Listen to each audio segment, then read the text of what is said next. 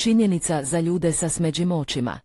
Tamno smeđe oči, ljudi s tamno smeđim očima često odišu tajenstvenošću, imaju način da čuvaju svoje misli i emocije, što doprinosi njihovoj intrigi.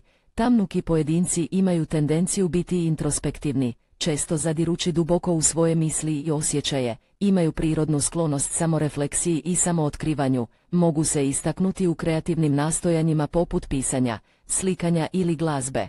Koristeći te izlaze za izražavanje svojih unutarnjih misli i emocija, obično imaju oštar intelekt i žeđ za znanjem. Činjenica za ljude sa svjetlosmeđim očima. Ljudi sa svjetlosmeđim očima često imaju urođeni optimizam koji im omogućuje da vide svijetlu stranu života i zadrže pozitivan stav, čak i u izazovnim situacijama. Osobe svjetlosmeđih očiju imaju tendenciju biti vrlo empatične, sposobne razumjeti i podijeliti osjećaje drugi.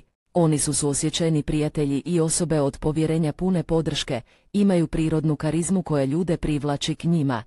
Crvenkastosmeđa. Osobe s crvenkastosmeđim očima često imaju vatrenu i strastvenu prirodu, životu pristupaju s entuzijazmom i intenzitetom, revno slijedeći svoje interese. Njihova strastvena i živahna osobnost često odaje karizmu i magnetizam, mogu biti zadivljujući u društvenim okruženjima, privlačeći ljude k sebi bez napora.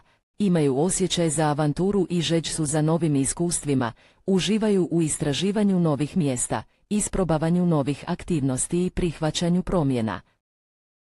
Oči boje lješnjaka. Ljudi s očima boje lješnjaka često imaju svestranu i prilagodljivu prirodu, lako se prilagođavaju različitim situacijama i uspijevaju u različitim okruženjima. Oni su prirodno znatiželjni i žedni su za znanjem. Mnogi pojedinci s očima boje lješnjaka imaju kreativnu crtu, mogu se istaknuti u umjetničkim aktivnostima poput slikanja, pisanja ili glazbe, a često imaju jedinstven pogled na svijet, imaju snažan osjećaj empatije, što ih čini suosjećajnim i punim razumijevanja.